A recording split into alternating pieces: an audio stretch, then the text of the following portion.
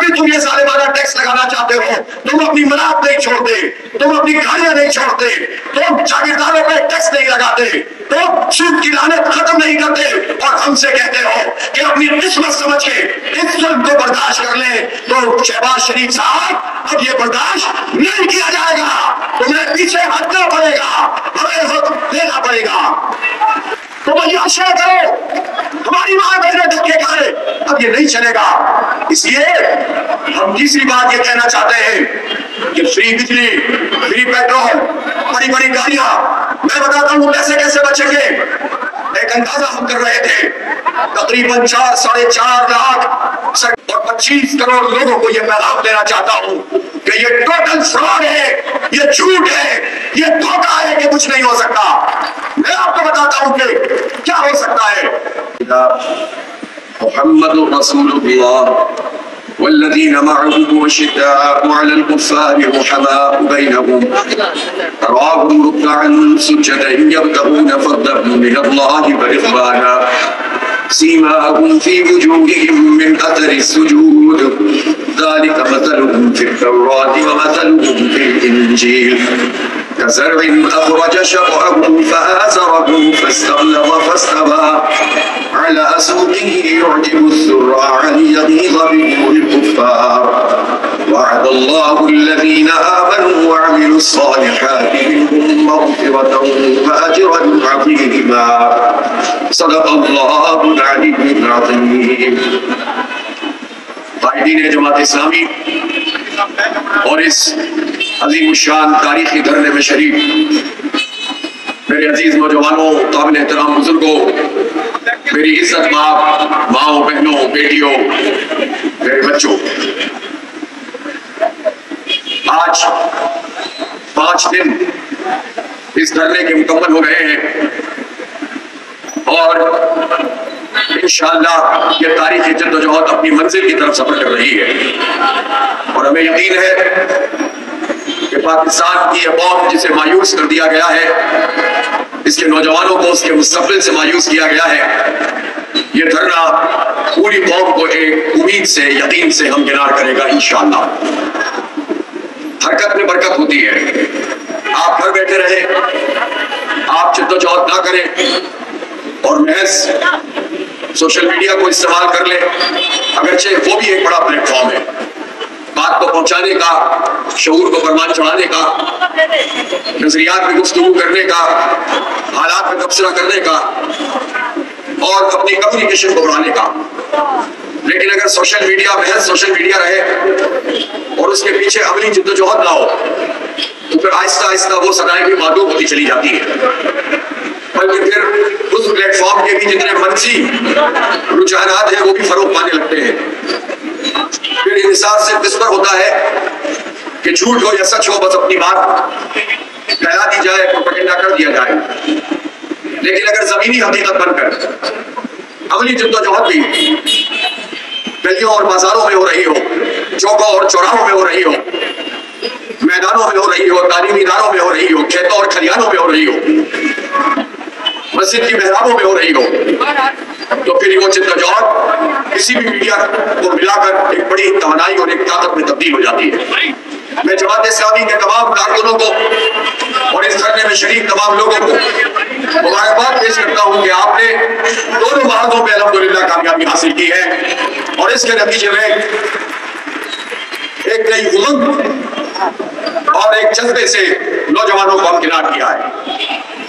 ہم یہ دھرنا اس لیے دینے آئے کہ ہم یہ چاہتے ہیں کہ یہ حکومت جو پروپیگنڈا کر کے اپنے حق میں ایک رائے بنا چکی ہے اور ہمیں اس کا ریفلیکشن نظر آتا ہے، جب میڈیا کے اینکرز ہم سے انٹرویو کرتے ہیں تو ان کے سوالوں میں سے ایک لازمی سوال یہ ہوتا ہے کہ آپ کی بات تو بالکل ٹھیک ہے، یہ مسئلہ تو ہر گھر کا ہے، مہنگائی کا عذاب بہت مسلط ہو چکا ہے، بجلی کے بل ناقابل برداشت ہیں، آئی پی ٹی واقعی خون نچوڑ رہی ہے، تنخواہ دار طبقے کے اوپر جو نئے ٹیکسز کا سسٹم بنایا گیا ہے یہ کسی صورت میں بھی درست نہیں ہے، پیٹرول کی قیمت بھی بڑھ گئی ہے، اشیاء خردونوش اس کی قیمت بھی بڑھ گئی ہے، تاجروں کے لیے بھی مشکل ہو گئی ہے، مزدوروں کے لیے بھی مشکل ہو گئی ہے، کسانوں کے لیے بھی مشکل ہو گئی ہے، صنعت کاروں کے لیے بھی مشکل ہو گئی ہے۔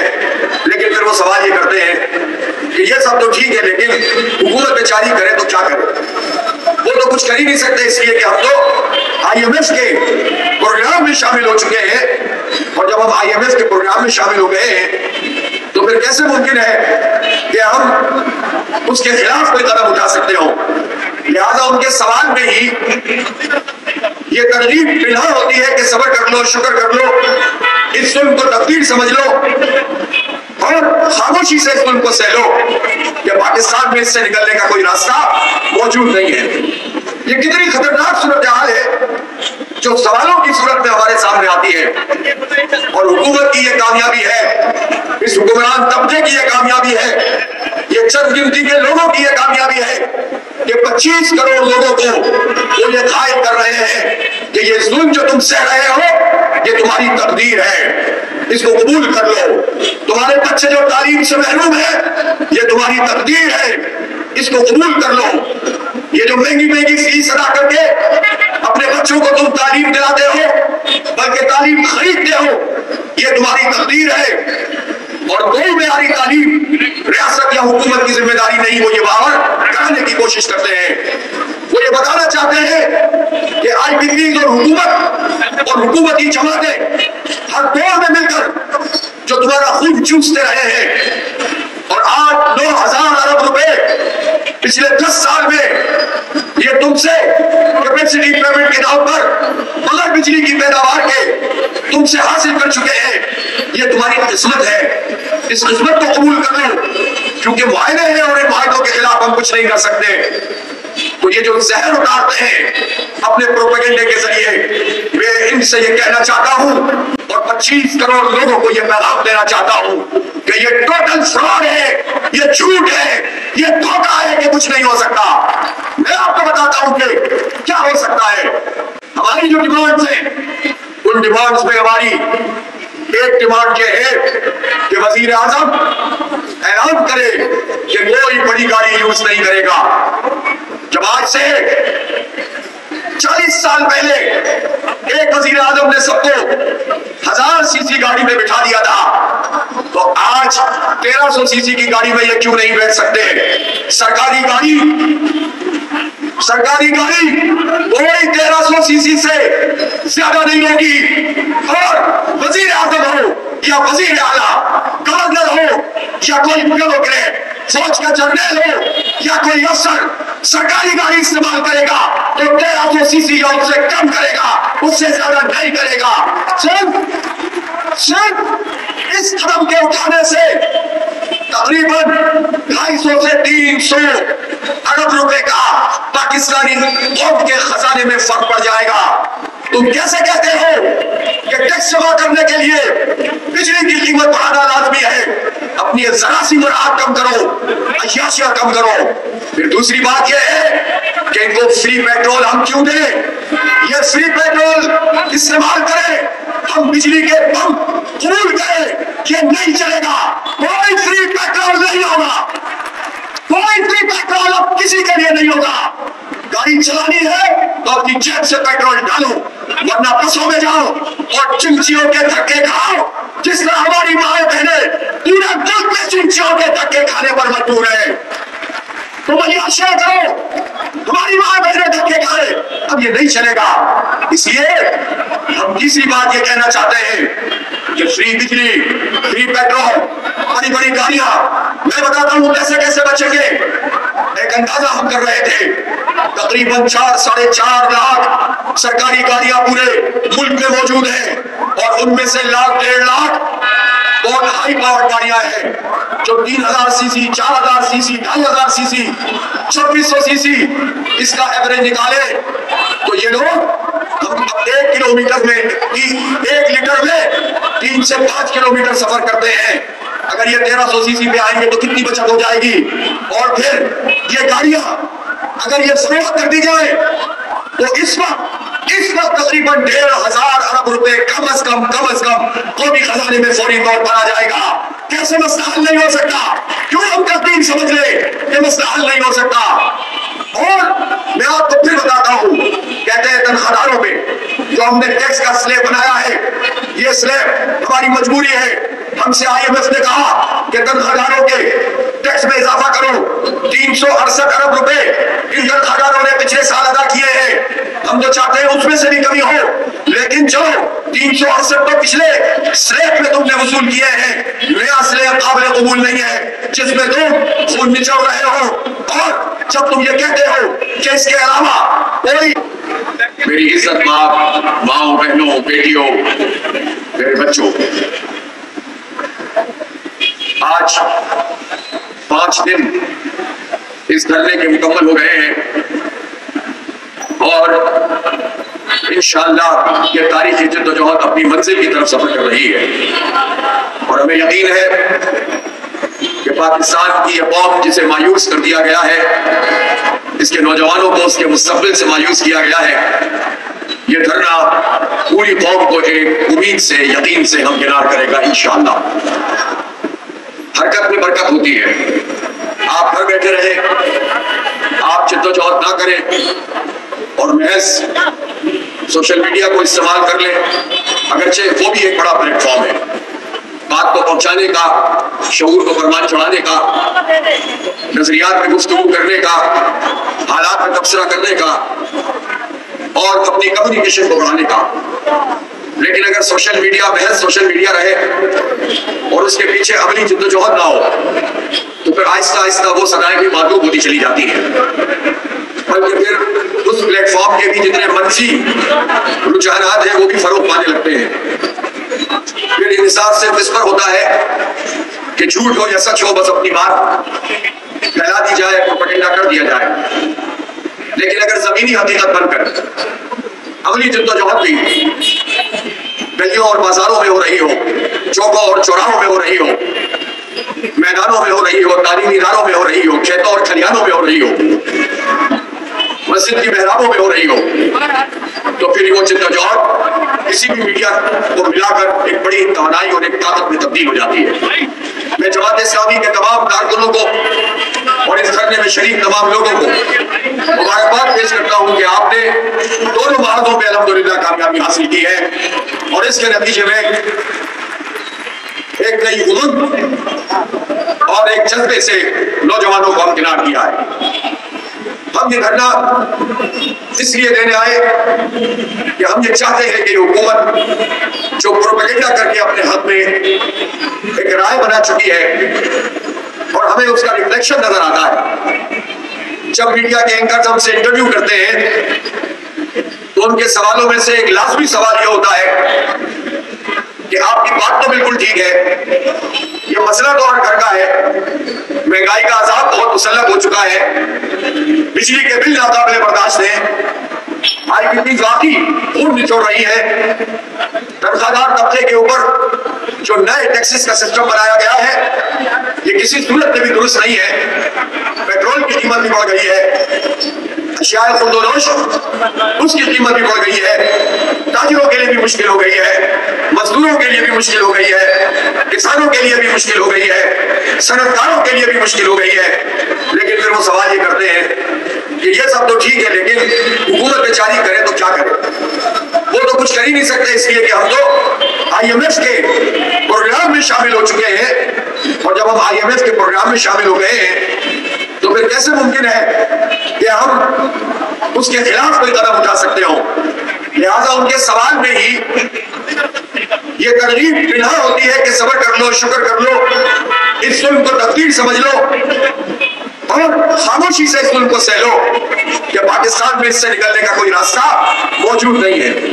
یہ کتنی خطرناک صورتحال ہے جو سوالوں کی صورت میں ہمارے سامنے آتی ہے، اور حکومت کی یہ کامیابی ہے، اس حکمران طبقے کی یہ کامیابی ہے، یہ چند گنتی کے لوگوں کی یہ کامیابی ہے کہ 25 کروڑ لوگوں کو وہ یہ قائل کر رہے ہیں کہ یہ ظلم جو تم سہ رہے ہو یہ تمہاری تقدیر ہے، اس کو قبول کر لو، تمہارے بچے جو تعلیم سے محروم ہے یہ تمہاری تقدیر ہے، اس کو قبول کر لو، یہ جو مہنگی فیس ادا کر کے اپنے بچوں کو تم تعلیم دلاتے ہو بلکہ تعلیم خریدتے ہو یہ تمہاری تقدیر ہے، اور کوئی معیاری تعلیم ریاست یا حکومت کی ذمہ داری نہیں، وہ یہ باور کرانے کی کوشش کرتے ہیں۔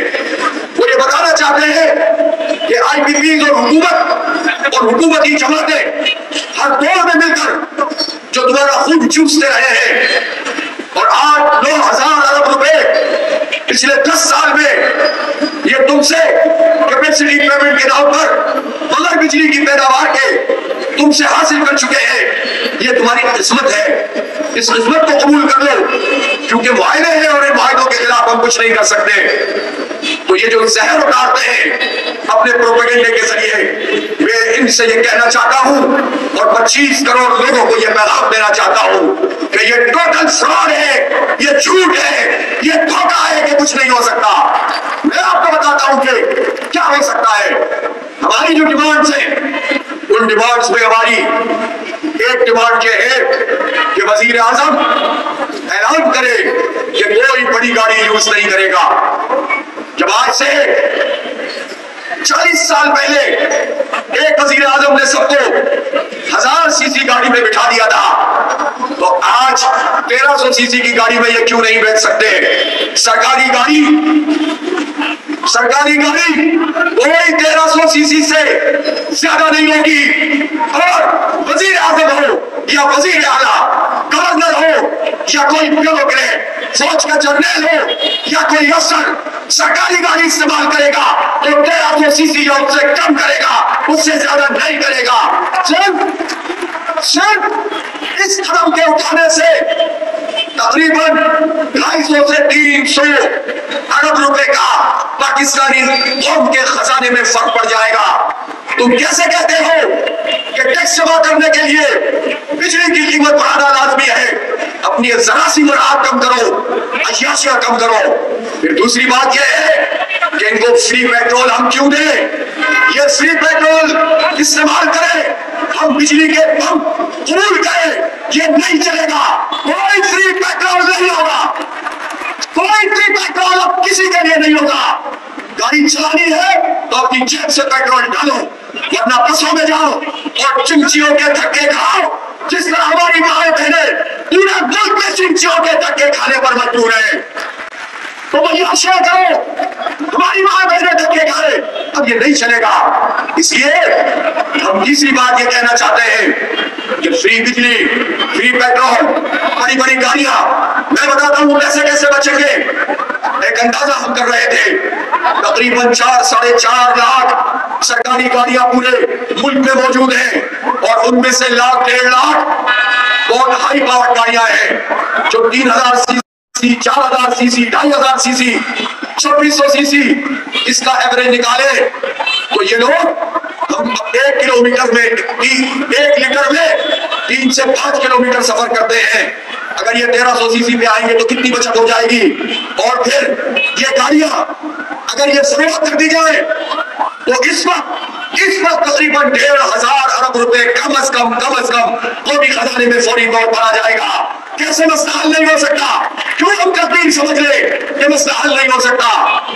اور میں آپ کو پھر بتاتا ہوں، کہتے ہیں تنخواہ داروں پہ جو ہم نے ٹیکس کا سلیب بنایا ہے، یہ سلیب ہماری مجبوری ہے۔ ہم سے IMF نے کہا کہ تنخواہ داروں کے ٹیکس میں اضافہ کرو، 368 ارب روپے ان تنخواہ داروں نے پچھلے سال ادا کیے ہیں۔ ہم تو چاہتے ہیں اس میں سے بھی کمی ہو، لیکن جو 368 تو پچھلے سلیب میں تم نے وصول کیے ہیں، نیا سلیب قابل قبول نہیں ہے جس میں تم خون نچوڑ رہے ہو۔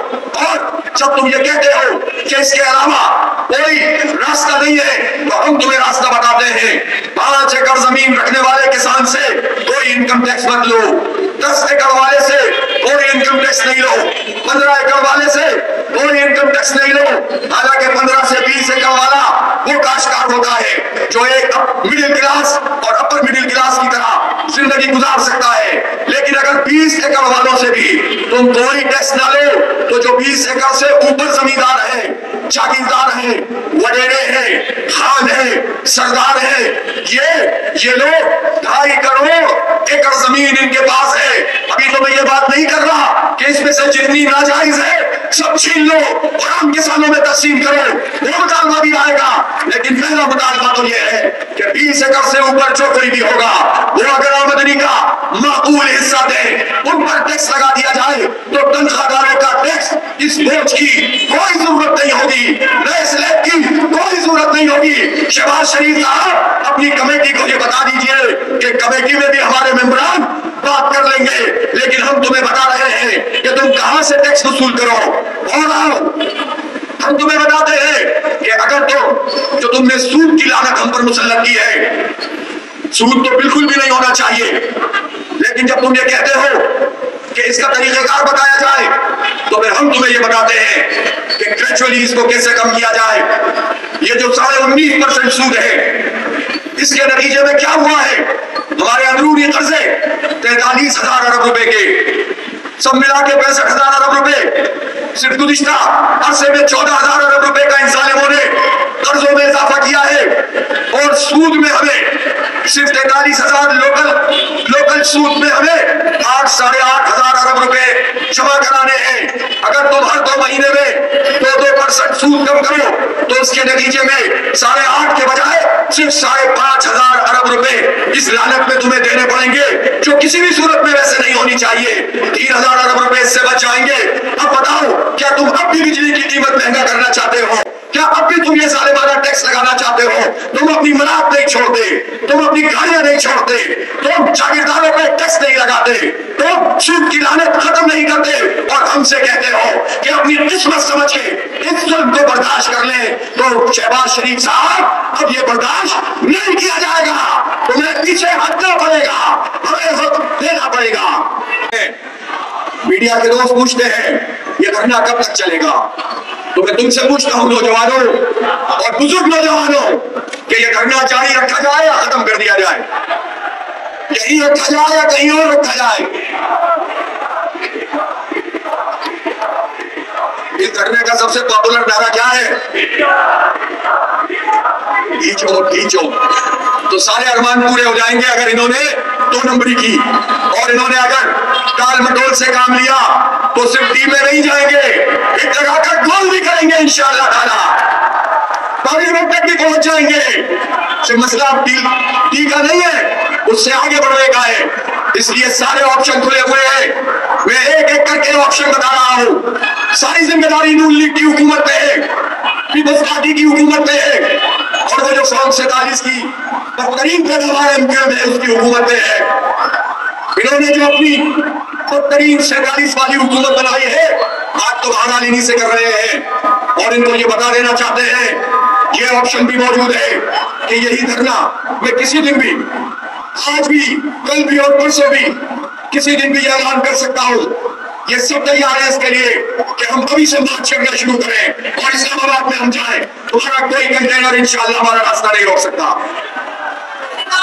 ये ऑप्शन पूरी तरह मौजूद है। दूसरा ऑप्शन ये मौजूद है कि ताजिर बिरादरी, जिससे हमारा एक भरपूर राब्ता है, पूरे मुल्क की ताजिर बिरादरी, और सिर्फ ताजिर नहीं, सरकार भी हमारे धरने में लोग शिरकत करते चले जा रहे हैं। कल भी कराची से एक बड़ा वफद आ रहा है, इन सब से हमने बात की हुई है और हम इंशाअल्लाह उनके मशवरे से मुल्क की तैयाजाम हड़ताल अनाउंस करेंगे इंशाअल्लाह ताला।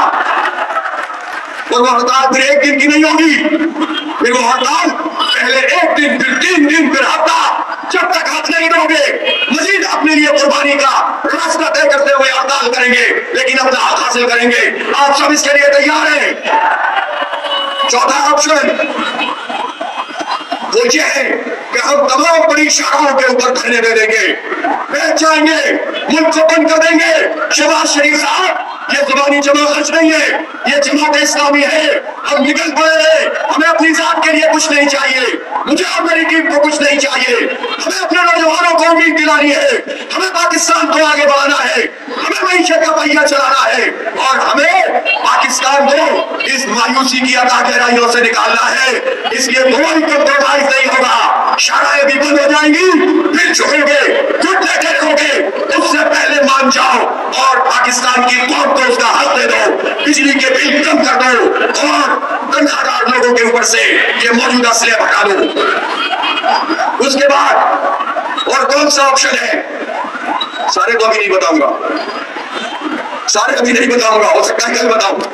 सारे ऑप्शन मौजूद है अल्हम्दुलिल्लाह। अब इस तहरीक को आप रोक नहीं सकते। कल मुज़ाकरात का दूसरा दौर है, हमें टेक्निकलिटीज में न डाला जाए। जो हमारे ये सवालात हैं इसका जवाब दिया जाए। तुम 1300 सीसी में क्यों नहीं बैठते? तुम्हारी कमर में तकलीफ होती है या पैर में तकलीफ होती है या दिमाग में तकलीफ होती है? ये कौम के खून पसीने की कमाई से सिर्फ बड़ी गाड़ी चाहिए, उससे छोटी गाड़ी में नहीं बैठ सकते, जबकि 1300 सीसी तो अच्छी बड़ी गाड़ी होती है। ये तुम्हारे दिमाग में ही तकलीफ है, अय्याशियों की आदत पड़ गई है। अपनी जाती गाड़ियां इस्तेमाल करो। आ जाइए आप IPPs पर। कहते हैं IPPs से बात नहीं हो सकती। IPPs से क्यों नहीं बात हो सकती?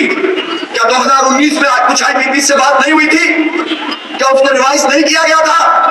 1994 में पीपल्स पार्टी, फिर मुशर्रफ, फिर नून लीग और फिर PTI कोई इनकम टैक्स नहीं लो।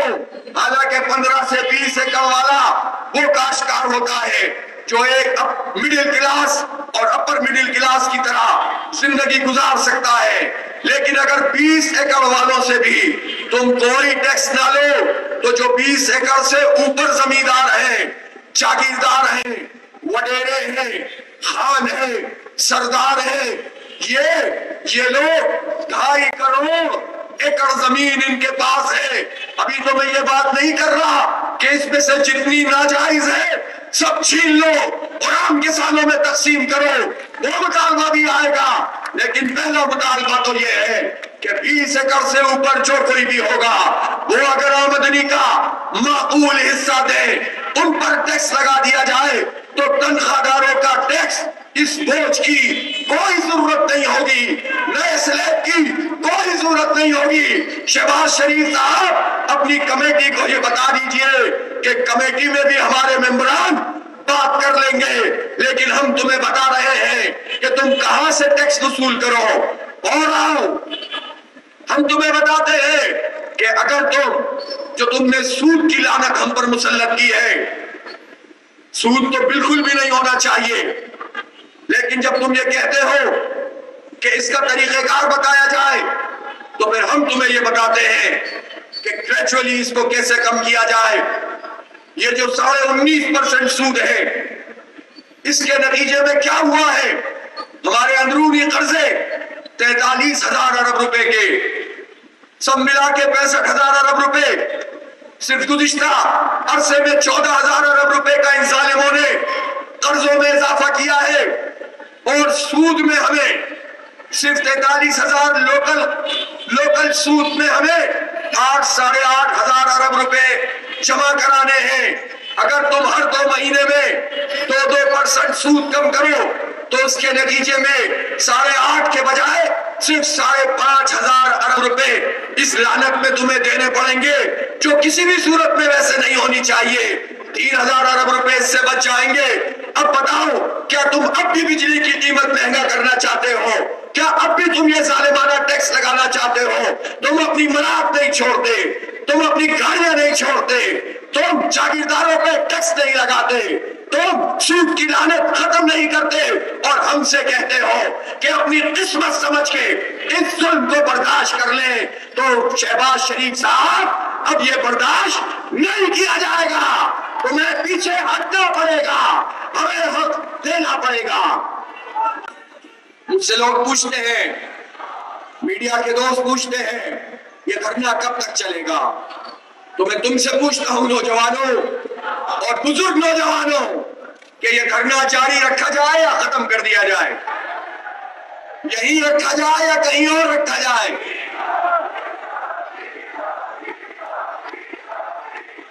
इस धरने का सबसे पॉपुलर नारा क्या है? खींचो। तो सारे अरमान पूरे हो जाएंगे अगर इन्होंने 2 नंबरी की, और इन्होंने अगर टाल मटोल से काम लिया तो सिर्फ डी में नहीं जाएंगे, हिट लगाकर गोल भी करेंगे इंशाअल्लाह ताला। पार्लियामेंट तक भी पहुंच जाएंगे। से मसला अब डी का नहीं है, उससे आगे बढ़ने का है। इसलिए सारे ऑप्शन खुले हुए हैं। मैं एक एक करके ऑप्शन बता रहा हूं। सारी जिम्मेदारी नून लीग की हुकूमत पे है, पीपल्स पार्टी की हुकूमत पे है, और वो जो फॉर्म 47 की बदतरीन पैदावार एमक्यूएम है उसकी हुकूमत पे है। इन्होंने जो अपनी बदतरीन 47 वाली हुकूमत बनाई है, बात तो बहादुरी से कर रहे हैं और इनको ये बता देना चाहते हैं, ये ऑप्शन भी मौजूद है कि यही धरना मैं किसी दिन भी, आज भी, कल भी और परसों भी, किसी दिन भी ऐलान कर सकता हूं। ये सब तैयार है इसके लिए कि हम अभी से मार्च करना शुरू करें और इस्लामाबाद में हम जाएं। तुम्हारा कोई कंटेनर इंशाअल्लाह हमारा रास्ता नहीं रोक सकता। तुम्हारा कोई कंटेनर इंशाअल्लाह हमारा रास्ता नहीं रोक सकता। ये ऑप्शन पूरी तरह मौजूद है। दूसरा ऑप्शन ये मौजूद है कि ताजिर बिरादरी, जिससे हमारा एक भरपूर राब्ता है, पूरे मुल्क की ताजिर बिरादरी हमारे धरने में लोग शिरकत करते चले जा रहे हैं। कल भी कराची से एक बड़ा वफद आ रहा है, इन सब से हमने बात की हुई है और हम इंशाअल्लाह उनके मशवरे से मुल्क की दैया जाम हड़ताल अनाउंस करेंगे इंशाअल्लाह ताला। और वो हड़ताल फिर एक दिन की नहीं होगी, फिर वो हड़ताल पहले एक दिन, फिर 3 दिन, फिर हफ्ता, जब तक हाथ नहीं दोगे मजीद अपने लिए कुर्बानी का रास्ता तय करते हुए हड़ताल करेंगे, लेकिन अपना हक हासिल करेंगे। आप सब इसके लिए तैयार हैं? चौथा ऑप्शन वो ये है कि हम तमाम बड़ी शाखाओं के ऊपर धरने दे देंगे, बैठ जाएंगे, मुल्क को बंद कर देंगे। शहबाज शरीफ साहब, ये जुबानी जमा खर्च नहीं है, ये जमात इस्लामी है। हम निकल पड़े हैं, हमें अपनी जात के लिए कुछ नहीं चाहिए, मुझे और मेरी टीम को कुछ नहीं चाहिए। हमें अपने नौजवानों को उम्मीद दिलानी है, हमें पाकिस्तान को आगे बढ़ाना है, हमें मईशत का पहिया चलाना है और हमें पाकिस्तान को इस मायूसी की अता गहराइयों से निकालना है। इसलिए कोई कंप्रोमाइज नहीं होगा। शाराएं भी बंद हो जाएंगी, फिर झुकेंगे, घुटने टेकोगे, उससे पहले मान जाओ और पाकिस्तान की कौम को उसका हक दे दो, बिजली के बिल कम कर दो और तनख्वाहदार लोगों के ऊपर से ये मौजूदा स्लैब हटा दो। उसके बाद और कौन सा ऑप्शन है, सारे तो अभी नहीं बताऊंगा, सारे अभी नहीं बताऊंगा, हो सकता है कल बताऊं। सारे ऑप्शन मौजूद है अल्हम्दुलिल्लाह। अब इस तहरीक को आप रोक नहीं सकते। कल मुज़ाकरात का दूसरा दौर है, हमें टेक्निकलिटीज में न डाला जाए। जो हमारे ये सवालात हैं इसका जवाब दिया जाए। तुम 1300 सीसी में क्यों नहीं बैठते? तुम्हारी कमर में तकलीफ होती है या पैर में तकलीफ होती है या दिमाग में तकलीफ होती है कि कौम के खून पसीने की कमाई से सिर्फ बड़ी गाड़ी चाहिए, उससे छोटी गाड़ी में नहीं बैठ सकते, जबकि 1300 सीसी तो अच्छी बड़ी गाड़ी होती है। ये तुम्हारी दिमाग में ही तकलीफ है, अय्याशियों की आदत पड़ गई है। अपनी जाती गाड़ियां इस्तेमाल करो। आ जाइए आप IPPs पर, कहते हैं IPPs से बात नहीं हो सकती। IPPs से क्यों नहीं बात हो सकती? क्या 2019 में कुछ IPPs से बात नहीं हुई थी? क्या उसको रिवाइज नहीं किया गया था? 1994 में पीपल्स पार्टी, फिर मुशर्रफ, फिर नून लीग और फिर PTI, सारे अखबार में IPPs बनी है और जो कमेटी बनी उस कमेटी ने रिपोर्ट में निशानदेही की कि मुआहदे हैं ही गलत, झूठ पर मबनी है। मुझे पूरी दुनिया में कोई एक ऐसी बात बता दे, कोई कानूनदान, कोई वकील, कोई जज, कि अगर मुआहदे में झूठ लिखा हुआ हो, एक चीज कही गई हो कि लोकल कोल के ऊपर, कोयले के ऊपर ये ईंधन होगा, प्लांट चलेगा और इसका जो फ्यूल फैक्टर है, जो उसकी प्राइस है वो इतनी होगी FFC, और जो इंपोर्टेड कोल है उसकी उससे ज्यादा होगी। लिखा जाए इंपोर्टेड कोल इस्तेमाल हो, गन्ने का फूक, और उसके बाद चार्ज करो हमसे कैपेसिटी पेमेंट इंपोर्टेड कोल की, जो इंपोर्ट हो ही नहीं रहा। तो आप मुझे बताओ, जो ये काम करे वो दुनिया के किसी कोर्ट में जा सकता है, अपनी शक्ल दिखा सकता है, कहीं चैलेंज कर सकता है? झूठ बोलते हो तुम कि ये चैलेंज नहीं किए जा सकते।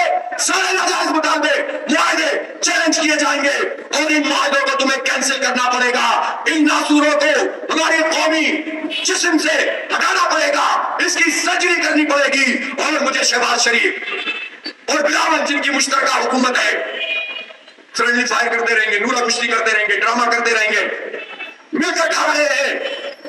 ये बताएं शहबाज शरीफ और बिलावल کہ یہ جو گورنمنٹ اونڈ IPPs ہیں, ان گورنمنٹ اونڈ IPPs کو جس کی گورنمنٹ کی ملکیت ہے, ان کے شیئرز ہیں, اس کے کیپیسٹی پیمنٹ اگر آپ نہیں دیں گے تو دنیا کی کون سی عدالت میں جا کر کوئی ریٹ کرے گا, پٹیشن کرے گا؟ تو کیوں جھوٹ بولتے ہو, کیوں دھوکہ دیتے ہو, کیوں فراڈ کرتے ہو؟ ہر چیز ڈویبل ہے. ناجائز مطالبے ہم نے نہیں کیے, کسی ٹیکنیکل کمیٹی کی ضرورت نہیں ہے, سیدھی سیدھی بات ہے, عوام کو حق دو, ورنہ کہیں ایسا نہ ہو کہ یہ ایک ساتھ مطالبات حکومت گراؤ تحریک میں تبدیل ہو جائیں. پھر نہیں سمجھے گا تم سے کچھ بھی. اس لیے اس سے پہلے ہمیں نہیں عوام کو حق دو, نوجوان کو حق دو. میرے بھائیوں اور دوستوں, یہ لوگ نہیں سمجھ سکتے آپ کا دکھ کیا ہے. ایک غریب کا دکھ یہ کیسے سمجھ سکتے ہیں؟ جو تنخواہ لے کر آئے وہ جب گھر میں پہنچے تو اس کے ذہن میں ہو کہ یہ اسکول کی فیس دوں گا, یہ بیوی کا علاج کراؤں گا, یہ بچی کے کپڑے بناؤں گا, اس کے بندے خریدوں گا, وہ بھی خوش ہو جائے گی, میرے بچے بھی خوش ہو جائیں گے, کوئی چپل اپل لے کے دے دوں گا. لیکن جب وہ پیسے لے کر گھر پہنچے تو اس کو بیوی کہے کہ جتنی تمہاری تنخواہ ہے اس سے زیادہ تو بجلی کا بل آ گیا ہے, تو پھر وہ کیا کرے گا؟ اس کے بچوں کی چھوٹی چھوٹی خواہشات کہاں جائیں گی؟ اور یہ صرف غریب کا مسئلہ نہیں ہے, جو سفید پوش مڈل کلاس ہے, تنخواہ دار لوگ ہیں, وہ بھی چاہتے ہیں کہ چونکہ سرکار تو معیاری تعلیم دیتی نہیں ہے, اس حد سے ہمیں محروم کر دیا ہے, لہذا جس کے پاس جتنی بڑی تنخواہ ہوتی ہے وہ اپنے بچوں کو اتنے ہی اچھے اسکول میں داخل کرواتا ہے تاکہ اس کے بچے کا مستقبل روشن ہو جائے. اس کی یہ خواہش تو درست ہے, لیکن جب وہ آئے اور پہلے تو اس کے ٹیکس میں سے پیسے کٹ جائے, تنخواہ میں سے کسی کے 35%, کسی کے 25%, اور پھر اس کے بعد بچوں کی فیس اور بہت ساری ضروریات سامنے ہو اور بجلی کا بل اس کا آ جائے, اور وہ دیکھ کر وہی سر پکڑ کر بیٹھ جائے کہ اب میں یہ بچوں کی فیس کہاں سے ادا کروں گا. یہ مڈل کلاس کی بات کر رہا ہوں, یہ اچھے تنخواہ دار کی بات کر رہا ہوں.